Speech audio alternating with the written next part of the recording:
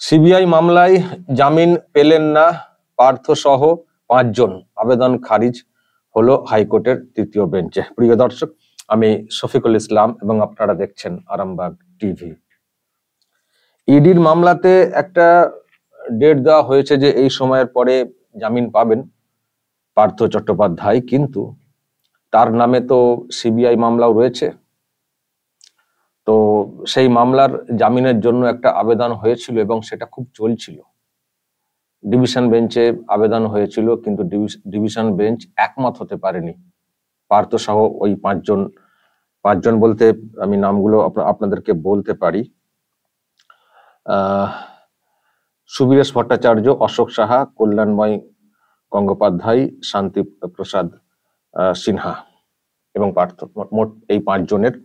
তো এদের ব্যাপারে জামিনের বিষয়ে ডিভিশন বেঞ্চ একমত হতে পারেনি, সেই জন্য এটা আবার প্রধান বিচারপতির কাছে চলে গিয়েছিল এবং প্রধান বিচারপতি তৃতীয় একটা বেঞ্চ গঠন করেছিলেন, জাস্টিস তপব্রত চক্রবর্তীর বেঞ্চ। কিন্তু সেই বেঞ্চ আজকে বলে দিয়েছে সম্ভব না, জামিন সম্ভব না। আজকে সেই বেঞ্চ পরিষ্কার বলে দিয়েছে এবং কতগুলো প্রশ্ন তোলা হয়েছে যে বিচার পর্ব শুরুর ক্ষেত্রে রাজ্য সরকার মৌন হয়ে থাকবে, কিছুই বলবে না, এটা হতে পারে না। মানে একটা যে ট্রায়াল পর্ব শুরু হবে সেখানে সরকার পক্ষের অনুমতির একটা ব্যাপার থাকে।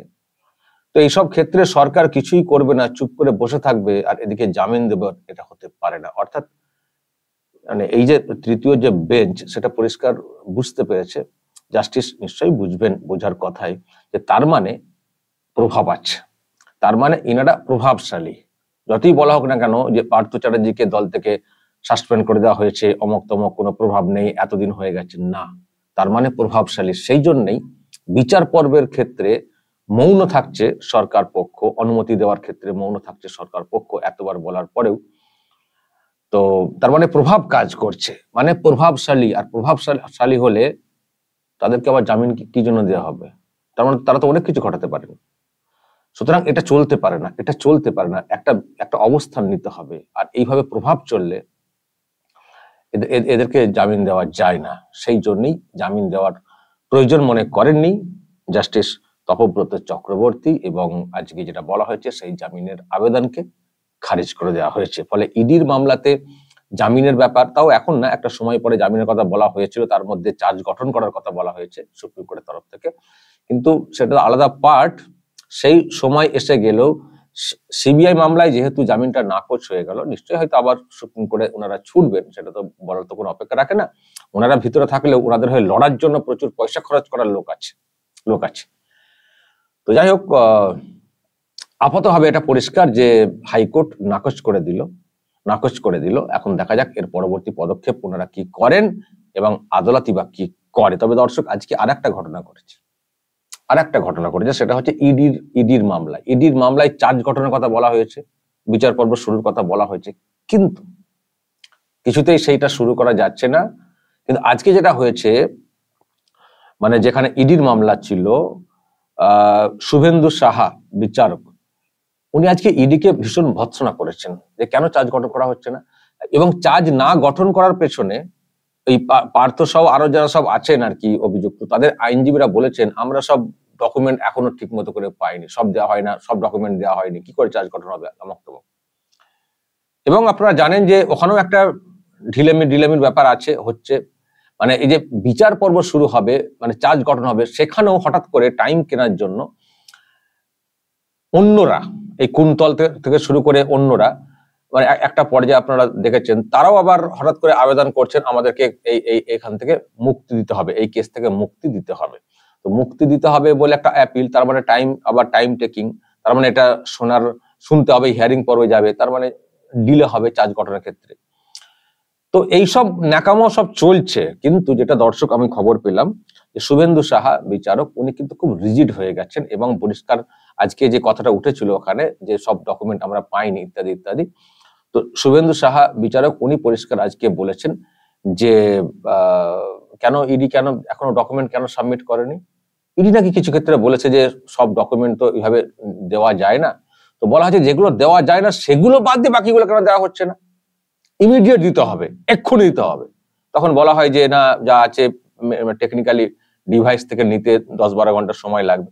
তো 10-12 ঘন্টা সময় লাগার কথা শুনেও বিচারক যেটা করেছেন, বলেছেন যে সেটা লাগলেও তাহলে তার মানে কত, রাত 12টা, তারপরেও কাজ করবেন, সারা রাত কাজ করবেন, আগামীকাল 2:30টার মধ্যে সমস্ত ডকুমেন্ট যা যা আছে যেগুলো সার্ভ করার কথা বাড়িতে গিয়ে সার্ভ করে আসবেন, ফোন করে ডাকবেন না, দিয়ে আসবেন 2:30টার মধ্যে, এই চার্জ গঠন করতে হবে। সুতরাং নানান সব কৌশল অবলম্বন তো হচ্ছে চার্জ গঠনকে মানে ডিলে করার জন্য, কারণ চার্জ ট্রায়াল শুরু হয়ে গেলে তো মুশকিল না। ওনারা তো ভালো করে জানেন যে জেল আমাদের নিশ্চিত, যেসব ডকুমেন্ট সামনে এসছে, যা করে ফেলেছি। আর জেল হলে সরকার পক্ষ এখনো তো অনেকে অস্বীকার করছেন না যে অভিযোগ মানেই সত্য না, অমক তমক, আমার সরকার ঠিক আছে বলার চেষ্টা করছে না, তাদেরও মুখ পুড়বে। এবং সেই সঙ্গে বিচার পর্ব শুরু হলে যেটা হতে পারে, অনেকের টানও পড়বে। ফলে যতটা ডিলে করা যায় বিচার পর্ব, যতটা টাইম নষ্ট করা যায় নানান ভাবে, নানান কৌশলে। আর এখানে এজেন্সিকেও একেবারে সন্দেহের ঊর্ধ্বে রাখা হচ্ছে না এই ঢিলেমির ক্ষেত্রে বিষয়টা। সুতরাং মানে বিচারক যারা আছেন, বিচারক বা অনেক ক্ষেত্রে বিচারপতি যারা দেখি, তারাও বেশ কড়া মানে পর্যবেক্ষণ দিয়ে থাকেন সেন্ট্রাল এজেন্সির বিরুদ্ধেও। তো আজকে বিচারক ইডির মামলাটাতে ইডির বিচারক তিনি কিন্তু পরিষ্কার বলেছেন যে না, কালকে 2:30টার মধ্যে সবকিছু ডকুমেন্ট সার্ভ করতে হবে।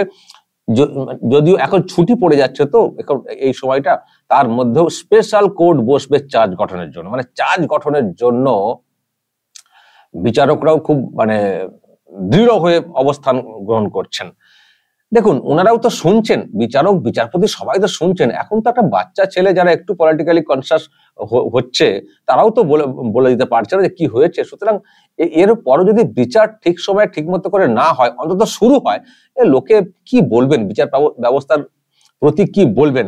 এই দেখছে না, যখন জামিন টামিন মঞ্জুর হয়ে যাচ্ছে, তখন মানুষের মনে একটা প্রশ্ন তৈরি হচ্ছে, বিচার ব্যবস্থার প্রতি একটা অনাস্থা তৈরি হচ্ছে। সুতরাং এটা তো এইসব ক্ষেত্রে, সব ক্ষেত্রে তো চোখ বুজে থাকতে পারে না আদালত। তো একটা সরকার পক্ষ অনুমতি দেবে না, ঠিক সময়ে কোঅপারেট করবে না ইত্যাদি, আদালতে বলা হয় তারপরেও ডিলেমি করবেন, পাকামো করবেন, বেশি চালাকিগিরি করবেন, এটা তো হতে পারে না। চালাকিগিরি করবেন, এটা তো হতে পারে না। কবে থেকে রাজ্য সরকারের অনুমতির ব্যাপারটা সামনে এসছে? সেই মানে মুখ্য সচিবের বদল হয়ে গেল, কবেকার কথা? কতদিন চলতে পারে? মানুষ প্রশ্ন তুলছেন যে কি হচ্ছে। আজকে সাধারণ কেউ হলে তার বিরুদ্ধে তো ব্যবস্থা নেওয়ার অনেক কিছু হয়ে যায়, সঙ্গে সঙ্গে চার্জ গঠন করা। এমনকি কাস্টডি ট্রায়াল কিভাবে ফেলে মানুষকে জব্দ করা যায়, হয়তো ভুয়ো কেস, তার সত্ত্বেও তাকে কিভাবে যতদিন অন্তত বিচার পর্ব চলবে ততদিন যদি আটকে রাখা যায়, সেই চেষ্টা হয়ে থাকে। আর এক্ষেত্রে এত এত ডকুমেন্ট, এত কিছু, এত টাকা পয়সা উদ্ধার, আর এখনো চার্জ গঠন করা যাবে না, বিচার করা যাবে না, এত দুর্নীতি।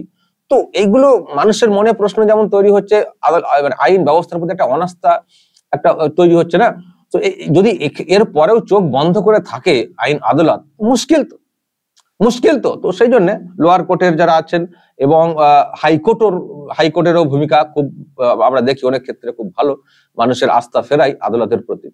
কিন্তু এখন সুপ্রিম কোর্ট বাকি আছে। সুপ্রিম কোর্টে এখন কবে ওনারা যাবেন, সেটা আবার কি বলবে, কি হস্তক্ষেপ করবে, সেটা দেখার আছে। তবে সুপ্রিম কোর্ট ওই আগের দিনে একটা কথা বলছি, চার্জ গঠনের ক্ষেত্রে কিন্তু জোর দিয়েছে। জামিনের কথা বলেছে, কিন্তু তার মধ্যে চার্জ গঠনের কথা বলেছে। এখন ওই চার্জ গঠনের কি ঢিলেমি হয়ে শেষ পর্যন্ত দাঁড়াবে, সেটা খুব মুশকিল। সুতরাং খেলা অনেক দিক দিয়ে হচ্ছে, নিশ্চয়ই আপনারা বুঝতে পারছেন। কিন্তু বিচার ব্যবস্থার একটা মানে পজিটিভ অংশ আমরা দেখতে পাচ্ছি, যেটা সত্যি আস্থা ফেরায় বা একটা ভরসা তৈরি করে যারা দুর্নীতিমুক্ত সমাজ দেখতে চান তাদের ক্ষেত্রে, যে যদি ওনারা এই রকম রিজিড অবস্থায় থাকেন, সরকারের ঘাড়, সরকারের মাথা সবাই গড়গড়িয়ে আসবেন, কিন্তু রিলিফ দেওয়া চলবে না। মানে পুরো এরকম রিজিড অবস্থান নিয়ে চলতে হবে। তবে সব পক্ষ যেন চলে, তাহলেই সুবিধা হবে। নাহলে এক পক্ষ দেবে, অন্য পক্ষ হস্তক্ষেপ করে দেবে, আবার ডিলে হয়ে যাবে, তাহলে কিন্তু খুব মুশকিল। তো যাই হোক, যখন কিছু পজিটিভ কোনো রেসপন্স আসে আমাদের ভালো লাগে, আবার যখন দেখি কি হলো, আবার হতাশ আমরা হয়ে পড়ি। ফলে এর এন্ড কবে জানি না। আজকের পর্যবেক্ষণ, আজকের অবস্থান হয়তো আমাদেরকে উজ্জীবিত করছে, যারা দুর্নীতিমুক্ত সমাজ চাইছি। জানি না এই অক্সিজেন আবার কতদিন থাকবে। দর্শক বলবেন যদি কিছু বলার থাকে এ নিয়ে, অবশ্যই বলবেন, কমেন্ট বক্সে নজর রাখবেন আরামবাগ টিভিতে।